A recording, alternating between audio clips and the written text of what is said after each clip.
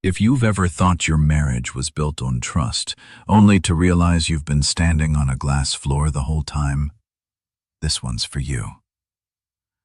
Let's not waste time.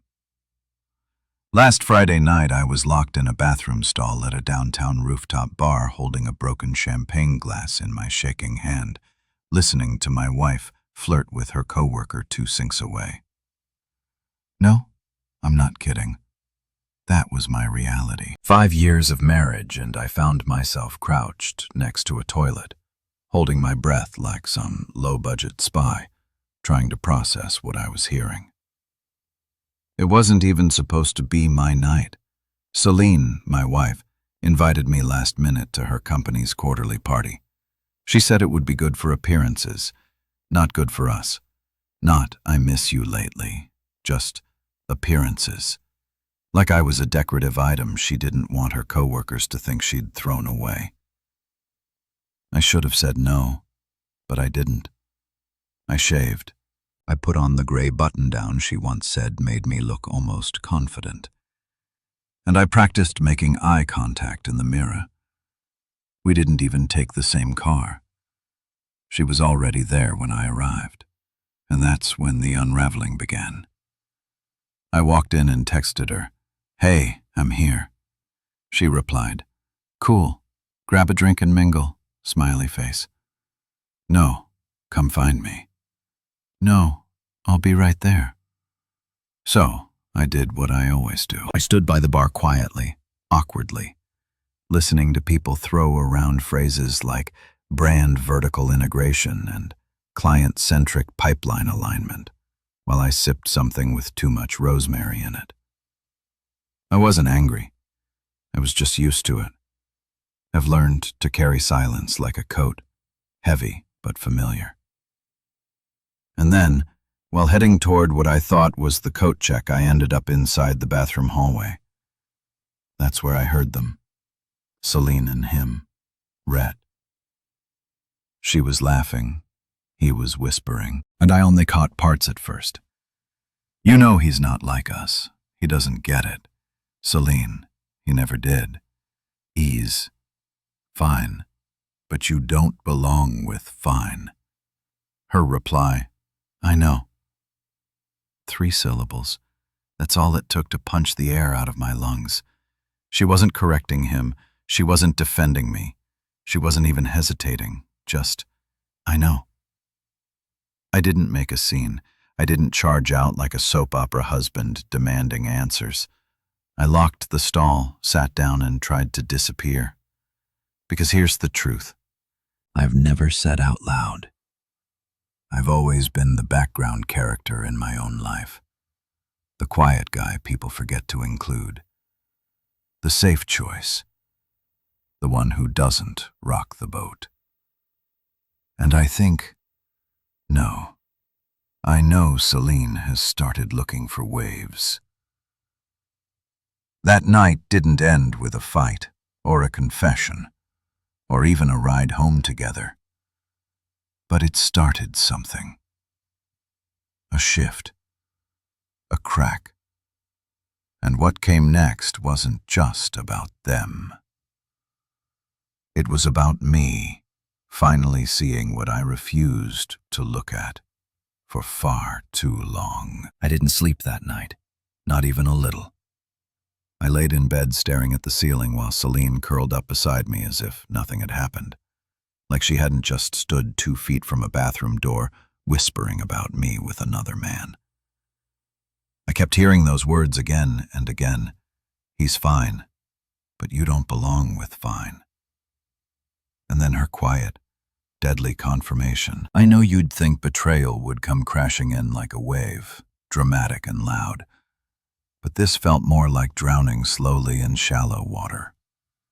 You're still breathing, technically, but each inhale hurts a little more than the last." The next morning she was already dressed before I even sat up. She didn't kiss my cheek. She didn't ask how I slept. She just muttered something about a working brunch with the team and grabbed her purse. I didn't ask where or with whom. I just watched the door close behind her like I'd done 1,000 times before. Only now, understood something I'd been too scared to admit. I wasn't her partner anymore. I was her placeholder. I didn't have a plan yet.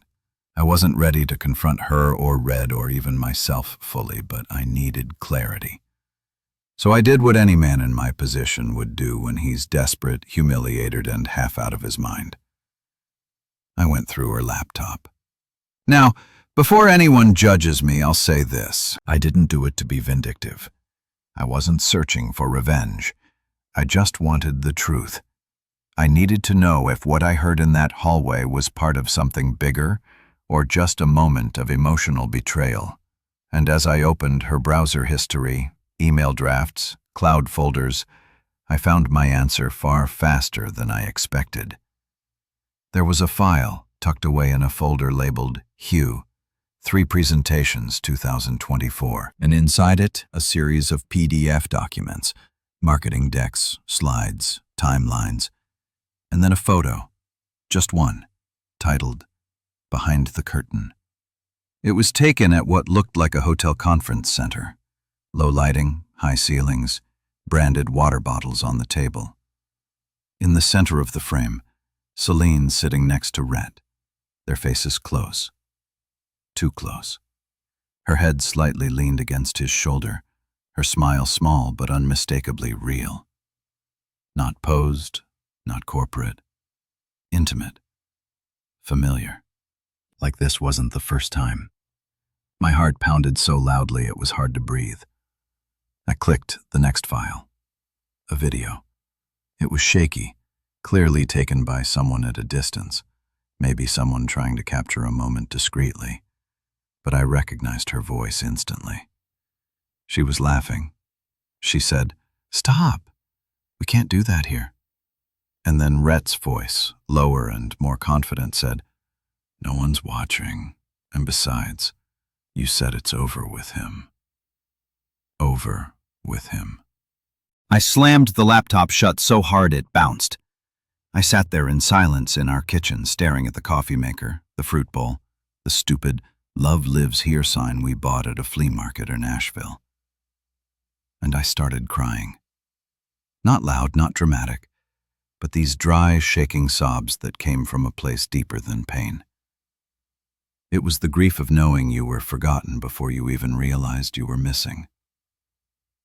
I didn't confront her when she came home. I didn't say a word when she smiled and mentioned something about exhausting team-building exercises.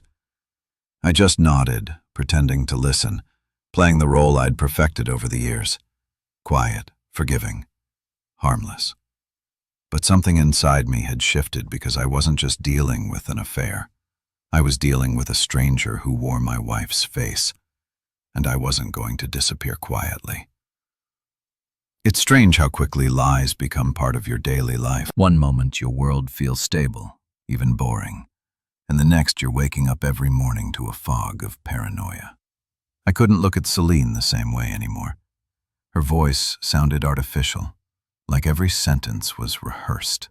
Her touches were mechanical, polite, almost like she was afraid to give me anything more. And I kept wondering, was this how long it had been?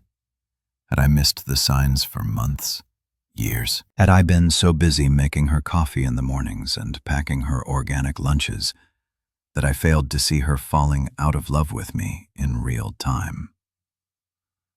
But I wasn't the same man I had been 3 days ago. No more sitting silently hoping things would fix themselves. That weekend, while Celine was away at a regional strategy summit, I made a decision that would either clarify everything or completely break me. I reached out to Devon, the one person I knew who might still be able to get close to her world without raising alarms. Devon used to work at Celine's firm. They were close once, back when the company still felt small and honest. But she'd transferred to another branch a year ago, claiming she couldn't stand the politics. When I called her and nervously asked to meet, she didn't even hesitate. "I've been waiting for this, Miles," she said. I was wondering how long it would take. We met at a quiet corner booth in an old diner far from the city. She wore a hoodie, no makeup, hair in a messy bun, the opposite of everyone I'd seen at that rooftop party. And yet, the moment she saw my face, she knew. "You found out about her and Rhett?" she asked. No hesitation, no filter. I just nodded, feeling that same punch to the stomach feeling all over again.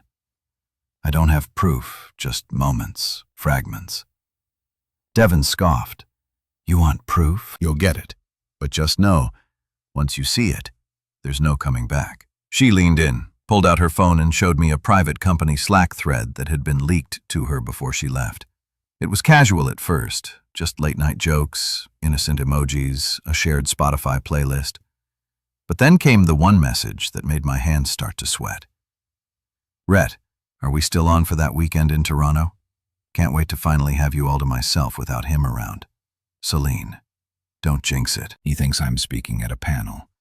Just keep things low-key, okay? I stared at those words like they were in a foreign language, as if maybe if I looked at them long enough, they'd start to mean something else.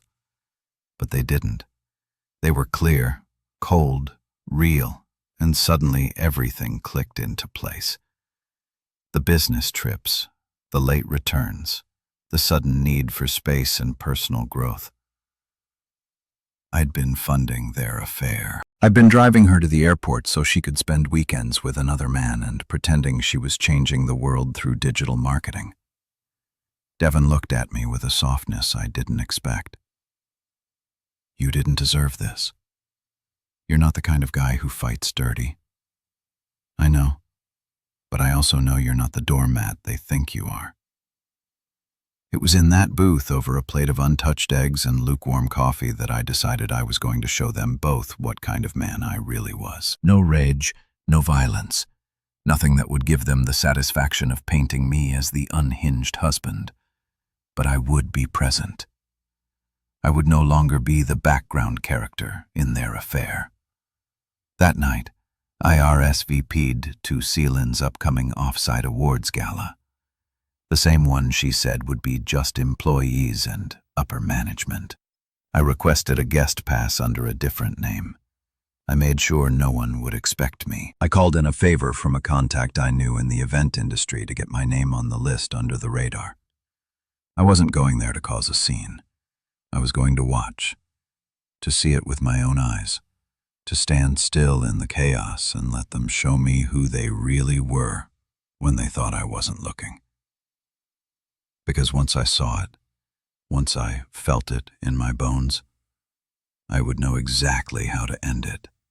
And believe me, I wouldn't say a word until the moment it mattered most. I arrived at the gala 30 minutes after it started. Not early enough to seem eager, not late enough to look suspicious. The venue was exactly the kind of place where people like me didn't belong. Mirrored walls, soft jazz humming through the speakers, trays of hors d'oeuvres that looked more like modern art than food. A rented illusion of class and success, designed to make everyone inside feel like they were better than the rest of the world. And yet there I was, wearing a fitted navy blazer I hadn't touched since my brother's wedding, and a name tag that read Leonard Quinn, courtesy of a quiet favor from an event coordinator who owed me a long-forgotten kindness. No one recognized me. I passed Celine's co-workers, even her boss, without a single second glance. Just another body in the crowd, and that's exactly what I wanted. I floated between clusters of strangers with a glass of ginger ale, careful not to attract attention. I didn't speak unless someone spoke to me first. I was invisible, but my eyes, they were everywhere. I finally spotted her near the far wall, surrounded by a group of sharply dressed executives. She looked radiant, not because of her dress, though it shimmered under the chandeliers, not because of her hair or the earrings or the expensive perfume I could almost smell from across the room. No, she looked radiant because she was happy. She was glowing in a way I hadn't seen in months, maybe years, laughing effortlessly, tossing her head back like a woman completely untethered by guilt. And then I saw him, Red, walking toward her with a glass in each hand, wearing that smug, punchable grin like it was part of his wardrobe. The crowd suddenly parted for him the way they do for people who believe the universe owes them comfort. He handed her the drink, whispered something in her ear, and she touched his wrist. It was nothing overt, nothing scandalous, but it was enough. I moved closer. My heartbeat wasn't frantic. I wasn't sweating. Oddly, I felt more calm than I had in weeks because now I was here, not hiding in the shadows, not sitting on a couch waiting for her to come home with wine on her breath and vague stories about project strategy. I was in it, watching the lie unfold from the front row. As the speeches started and people gathered near the stage, I slipped to the edge of the room where I had a perfect view of them standing together. When her name was called as the recipient of some innovative marketing excellence award, she beamed, and Rhett clapped louder than anyone else. She hugged the CEO. Then, casually, she hugged Rhett a little longer than necessary, his hand on her lower back again, that same place it had rested on the rooftop weeks ago. But the real moment didn't come until later, when the music started. A soft, jazzy cover of Just the Two of Us began playing, and couples slowly drifted onto the dance floor. Red extended his hand to Celine without a word, and she accepted it like it was the most natural thing in the world. They moved, slowly, easily, locked into each other's rhythm.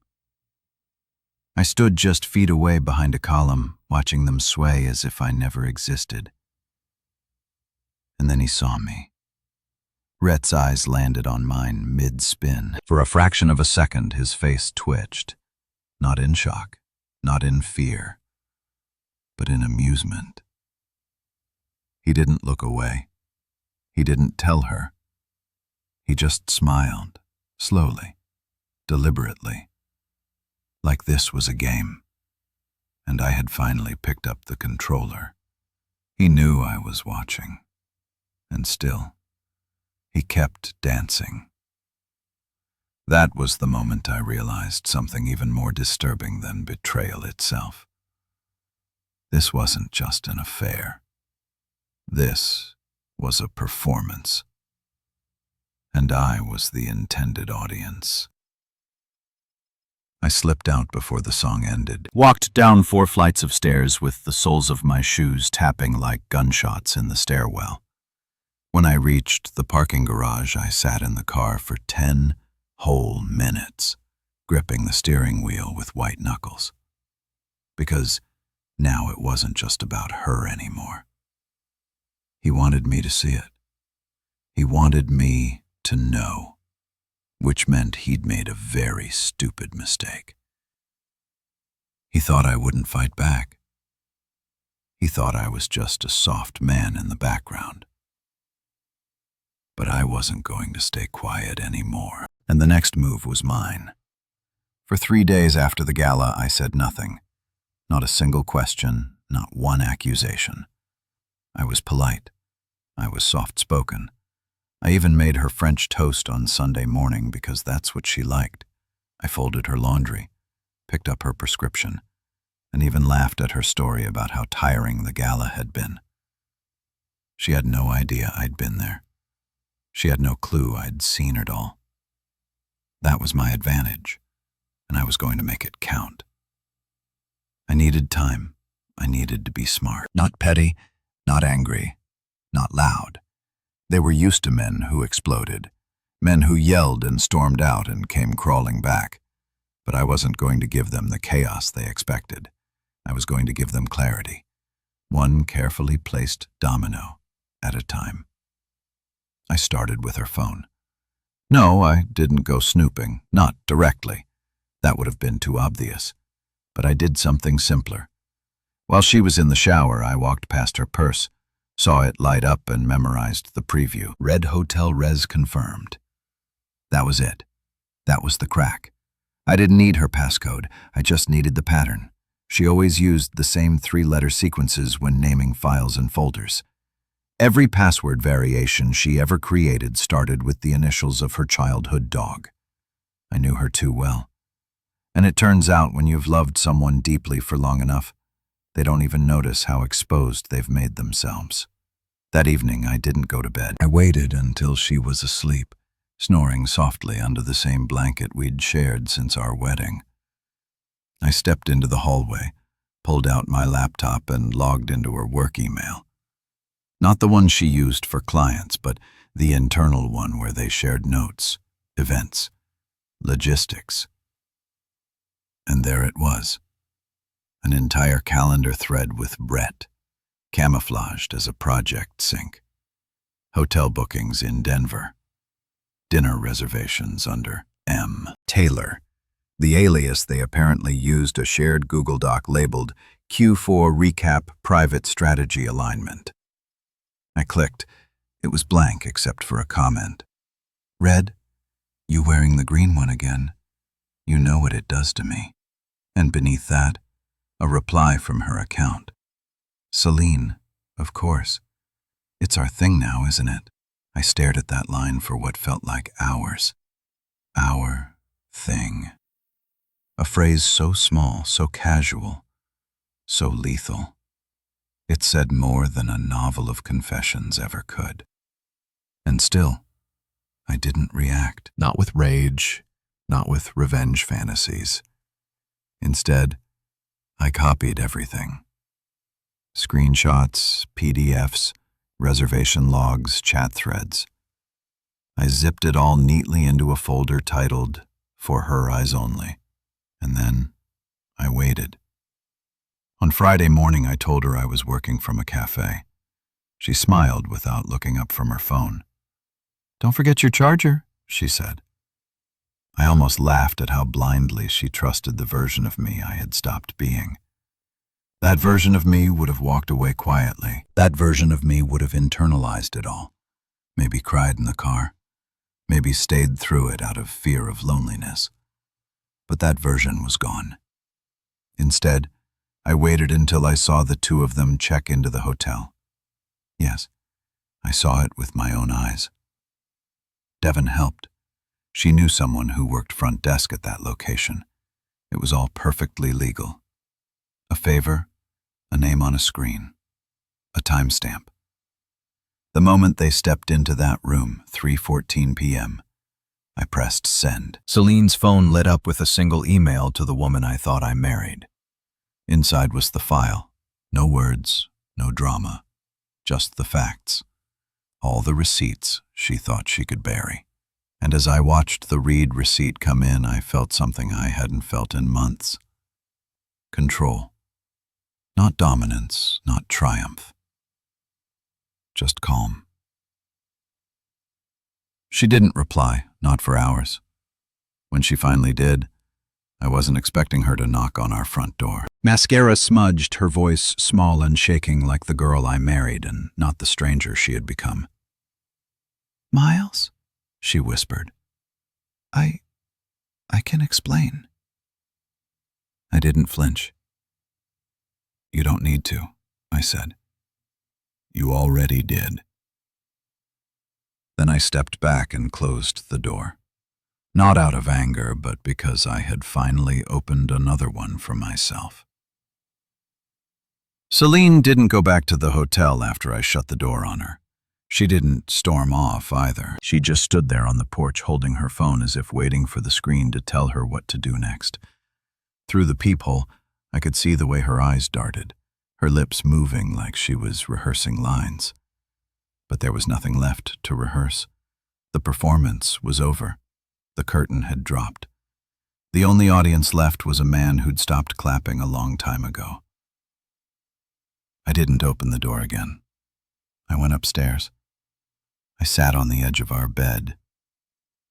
And then I laughed. Quiet, broken, breathless laughter. Not because any of it was funny, but because something inside me finally gave out. For years, I'd built my identity around being good, being loyal, being predictable. I thought that if I loved her hard enough, I'd become irreplaceable. But no one is irreplaceable when you're invisible. The next morning I found her sitting in her car down the block. Same clothes. She hadn't even gone home. I didn't approach. I just walked past, keys in hand, like she was just another car on the street. She texted me 5 times that day, called twice, left a voicemail crying, saying things like, "I made a mistake and he doesn't mean anything." I didn't answer, not because I was trying to be cruel, but because I didn't know who she was anymore. And worse, I wasn't even sure if I ever had. That same day, I made a quiet detour to Rhett's apartment. Before you assume the worst, no, I didn't confront him with fists. I'm not that guy. I wouldn't give him the satisfaction. Instead, I left a padded envelope taped to his front door. Inside, copies of the exact same file I'd sent Celine. Every timestamp, every message, every booking, all in printed form, in color, highlighted in the places that mattered most. I didn't leave a name, just a sticky note with 2 words. She lied. You see, Red thought he was the puppet master, the one who held the strings. But the thing about manipulating people who've been silent too long, you forget they're listening. You forget they're watching. And eventually, they'll stop tolerating being a footnote in your fantasy. By Monday, Celine had stopped texting. She sent one final email, though. I read it twice. No subject line, just a single paragraph that said, "I don't know who I am without you. But maybe that's why I looked for someone who made me feel like someone else. I never wanted to lose you. I just forgot how to keep you." I closed the email. I didn't reply because something had changed inside me. I wasn't chasing closure anymore. I wasn't looking for apologies or explanations or the slow, painful rebuilding of trust that could never really be repaired. What I wanted now wasn't revenge. It wasn't validation. It was freedom. And that freedom came the moment I stepped into my attorney's office that afternoon. A quiet room, neutral walls, a woman with kind eyes, and a stack of forms already printed with my name. I didn't hesitate. I signed, because when someone chooses someone else while pretending to choose you, you don't need to scream. You just need to walk. Later that night, I got one more unexpected call. Devon. She sounded nervous. Said she wasn't sure whether to tell me, but thought I deserved to know. Apparently, Rhett didn't take the envelope. Well, apparently, he didn't know about half the things Celine had told him. The file had exposed not just their affair, but a dozen other lies she'd told. How long it had been going on, who ended it last time, and most importantly, that she promised him I was abusive. That's what she told him. That's how she justified it. Suddenly, it wasn't just my marriage that was crumbling. It was hers too, because cheaters don't just lie to their partners. They lie to their lovers. And when the truth finally catches up to them, it burns everything, even the parts they thought were safe. I thought the worst was behind me. I thought after exposing Celine and Red, cutting ties and filing the papers that I had reached the bottom of the emotional crater, that all that was left to do was climb up from the ashes and start over. But I was wrong. There was one final twist waiting, and it came from the one direction I never saw coming. My own family. It started with a phone call from my older sister, Laurel. She had always been supportive, even if she wasn't particularly involved in my day-to-day life. When I told her about the divorce, she sounded oddly quiet. Not shocked, not curious, just reserved, like someone who already knew how the story ended. "Miles," she said carefully, "I need to tell you something, and you're not going to like it." And she was right, because what she told me cracked open a layer of betrayal that made Celine's affair feel almost secondary. Apparently, a few months ago, Celine had reached out to Laurel behind my back, told her she was struggling, that I had checked out, that I was emotionally distant, and that she felt like she was married to a ghost. And Laurel, trying to help, not knowing the full truth, invited her over. Not just once, multiple times. Coffee, conversations, even drinks. My wife had sat in my sister's living room in my childhood home, painting herself as the victim, while I was still doing her laundry and wondering why she wouldn't meet my eyes at dinner. But it gets worse. One night, after too much wine and an argument between them, Celine let it slip that she wasn't just emotionally confused, she was in love with someone else. And even then, Laurel didn't tell me. She thought it wasn't her place. She believed Celine would eventually confess that maybe this was just a phase. She wanted to protect me by keeping me in the dark. I didn't scream. I didn't slam the phone down. But I felt something in me harden, like trust itself had turned brittle. And I realized that this wasn't just a story of a marriage falling apart. It was a story about how quietly people will lie to you for your own good. How many cracks go unnoticed because no one wants to be the one to deliver the blow. I had become everyone's emotional blind spot. The next day, I boxed up the rest of Celine's belongings. Every sweater, every book, every toothbrush. I left the box by the door with a short note taped to the top. Whatever you don't claim by Friday gets donated, just like you donated our years to someone else.